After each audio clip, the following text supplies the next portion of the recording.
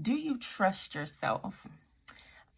This was dropped in my heart to talk about, is how sometimes we have to relearn to trust ourselves, especially after we feel like, we made a mistake or we should have known better. Um, Sometimes we learn to distrust ourselves, even being in a relationship with someone who can either manipulate you emotionally, gaslights you, different things like that. You can feel like you're in the wrong, like, you aren't able to really trust yourself to make good decisions. And I don't know about you, but I did deal with this a little bit in the past where I was like, not really in a space where I felt like I could trust myself. So I had to relearn to trust myself, and really being comfortable and confident in making decisions that were best for me and not considering what anyone else thought or their input on it. Um, Especially in a relationship with your child's father, or yeah, it's hard because no one planned for the relationship to dissolve or to really be a single mom. Things just went in that direction, right? So, like, you might feel lost, confused, of course, hurt, even like fearful. And then, like, when your life changes, when you realize, like, okay, like, this isn't what I thought it was going to be, there is maybe not sure where to start. And it's like, dang, like, how could I have been so wrong about this person, about our relationship, about how they would show up as a father?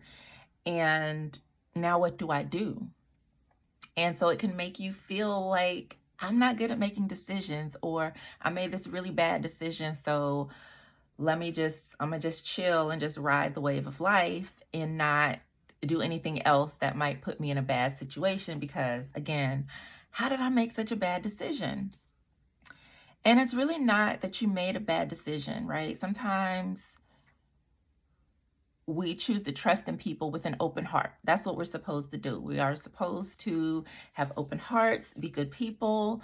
And unfortunately, not everybody is like that, right? And so then we take on the blame and the burden and the guilt of the demise of the relationship, of the absence, parents being absent. And so we take all of this stuff on.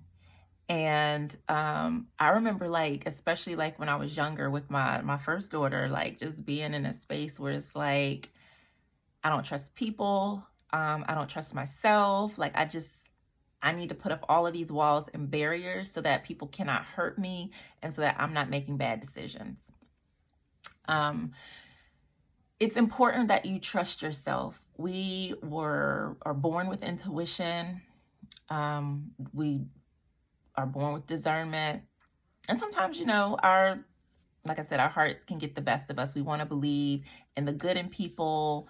We want to help people. And sometimes we can get in that space where we have poured so much into someone else that we've hurt ourselves in the process. And that was my situation, wanting to fix the relationship because being a single mom was bad. Like, there was so much judgment and shame around me becoming a mother that, like, this relationship had to work because I could not be a single mom. Like, we were going to get married. We're going to have, the white picket fence, the American dream. And like that stigma with me, being a new mom, being a young mom, kept me in a toxic and abusive relationship for way too long. So I had to learn to trust myself again when I got out of that relationship. And a few of the things that I did, number one, I stopped listening to other people. Friends, well, people who I thought were my friends that are like, girl, you should do this, and girl, you should do that. Because when it came down to it, going to court, dealing with child custody issues, trying to regain aspects of myself that I lost, trying to find myself again. When I really needed those people, like, they were not there. They were just more interested in the drama of the relationship versus my growth, my healing, my progression. So once I started realizing, like, oh, okay, this was entertainment for them, then I just stopped talking about it. And eventually, like, those friendships died off, but like, it wasn't anything to talk about. It was something that I was like, I can't trust you with this. And I see that. So I'm going to find people that I can trust to talk about this. And I decided that would be a therapist. So therapy was helpful so that I had a healthy space where I could share and not have someone tell me what to do, but think things through and come to decisions for myself. So having someone trusted that you can talk to is very important. And that's one of the reasons why I went and pursued life coaching. I am a master life coach as well as an ordained minister, because I want to be able to hold that space for other people where, no one was able to do that for me. Boundaries. You have to establish boundaries. And sometimes at first it might look like you build a wall around yourself with a moat filled with sharks and alligators that nobody can get across. Because that's what I did. I had some like very like boundaries, like absolute boundaries. Changed my phone number. I moved, like even creating those physical boundaries in addition to saying no, in addition to, telling people like, this is what I need from you. And if you are not able to do that, then you're not able to have access to me. And even setting boundaries for yourself. Like if you say, I'm going for a walk today, you do it. You're keeping those commitments to yourself. And I'm going to talk about that a little bit later too, because that's extremely important. Sometimes we break promises to ourselves and then we like, well, that's another thing. 1 second. So again, boundaries, set healthy boundaries. I remember I had a friend who would call me and would want to talk for hours and hours and hours and hours. But at the time, like I was in school, I had work, I had to be up early. I just had all of these things. And I started noticing when I'm like, hey, I can't talk. It was all right, but listen. And then, we're talking. So then I was like, okay, well, since they can't respect me saying like I only have a few minutes or I can't talk, then after a certain time, I'm just not answering my phone or responding to text messages.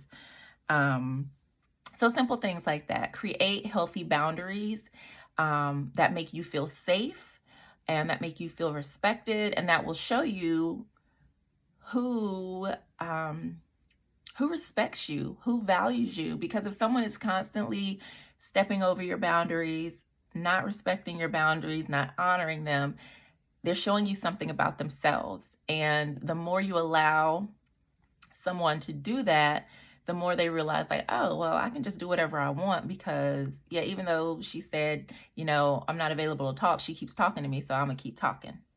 So there's that. Clarity is so important. And oftentimes coming out of, a relationship, dealing with abandonment issues, being hurt, and all of the other things that come along with being a single mom, the additional stress, the overwhelm, and the joy, right? Good stuff too. You need to be clear on who you want to be, where you want to go. Because we can get so caught up in the grief and the hurt, and we just don't know who we are, how to navigate this, and all of these different things. One of the first exercises that I have in the Healing Single Mothers community is an exercise that's about clarity that really helps you to figure out what's next. Who am I? Because sometimes we need to reconnect with who we are, because being a mother changes us. Leaving a relationship changes us. Like there's all these different thresholds that we walk through or bridges that we cross that leave an impact on us. So how can we take those experiences and use them to get to ultimately where it is that we really want to go? And sometimes we can lose hope. Like, well, like this did not work out the way that I thought it was. Like, I don't even know what life is anymore. And then we get in that cycle where we're just getting by. We're doing what we need to do just to live. It's very comfortable, but maybe there were some goals and some dreams that you've forgotten that you didn't pursue. For me, one of the things that I always wanted to do was I wanted to start a talk show. And I used to talk about it all the time. Like I really wanted to do something. And I knew I had something to share, a way to help people, things like that. And so eventually, I started working on it. I started blogging and I started my YouTube channel. And I started doing all of these different things. And now, when did I start doing that? I forget, but it's been a while and it's evolved and it's become my work and my passion, and it's a way that I can serve and really use my gifts in a great way to support other people and do something that I love. So make decisions for yourself. Someone will always have an opinion on what you should do, what you need to do, what you could have did, what they would have did, but ultimately your life is yours. And the more that you make your own decisions, the more you learn to not only learn how to make good decisions, you learn how to deal with the consequences of making those decisions, good or bad, but you're also in control of your life. You have to live your life for you. And chances are in most unhealthy relationships, you were probably people pleasing, doing what you thought the other person wanted or needed, trying to keep the peace. And now having the freedom to do what you want can sometimes feel limiting because it's well, what do I want? And that's where that clarity comes in. Once you know what it is that you want for yourself, now you are empowered to make decisions that are in alignment with that vision that you set for yourself. So that's why that's really important. And remembering that who you are and your ability to trust and your ability to trust yourself didn't change. You just have to reconnect with it. You just have to really reconnect with that energy within yourself. So I also now want to talk about keeping commitments to yourself. So, right, we set up boundaries, right? And these boundaries are kind of like commitments. I'm not going to allow X, Y, and Z. In these ways, I'm going to protect myself. And so you have to uphold those, right? If you say every day, I'm going to take better care of myself. I'm going to go for a walk every day. And if you don't go for a walk every day, even if okay, something happens, you have to work more or you're super tired, so you decide to take a nap, you're giving yourself space to, be flexible with that. That's fine, because starting a new habit is challenging. You're not going to get it right every time. And that's okay. That's normal.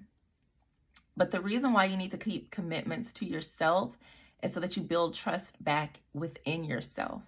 So even if it's something small, start to see that. Another thing that you can do is start to see the ways in which you do trust. Because you can say, I don't trust anybody, but you do, because you probably trust, your parents or whoever babysits or your child's teacher. There are different ways that you trust. You trust when you go to Chipotle and get food. You trust that it's going to taste good. You trust that it's not going to make you sick. So there are ways that we trust. We just kind of have to identify them because they're so normal. You trust that you're going to get paid every 2 weeks. Your money is going to show up in your account or whatever. You can go to the bank and cash your check. You trust that. So you have to look for the ways in which you trust. And then look for ways in which you trust yourself, right? You trust yourself enough to know that you need to feed yourself. You trust yourself enough to know that you can care for your children. So start to look for the ways that you already have trust and then build on that. At the start of your day, you can list, today I'm going to whatever for yourself. That's what, make one commitment to yourself every day, whether it's I'm going to journal, I'm going to go for a walk, I'm not going to text whoever. I'm going to spend some time reading. I'm going to go play with my kids today. Whatever it is, make a commitment, a daily commitment, and then keep that commitment to yourself, because that's going to allow you to not only make a decision for your day, but it's going to allow you to rebuild trust within yourself, which is something that you need so that you can feel confident making decisions. Know that you have the ability to use your discernment, to tap into your intuition, to know what is right and best and good for you. So trust yourself, believe in yourself, love yourself, and let's live abundantly ever after. So I hope that this was helpful. Please let me know in the comments, and I will see you again soon. Peace.